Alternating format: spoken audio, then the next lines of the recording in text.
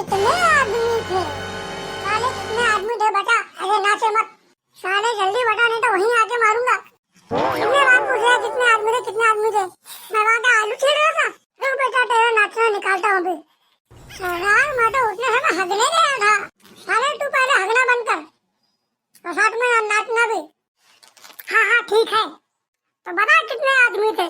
अरे हम साथ में बकरी भी चराने गए थे। वहीं आकर को ढिसम ढिसम मार दूं। खड़ा है। हाँ ठीक है। साल से पूछ रहा है कितने आदमी थे, कितने आदमी थे? साला वही सुन के मेरा दिमाग पक गया। बसंती क्या कर रही थी?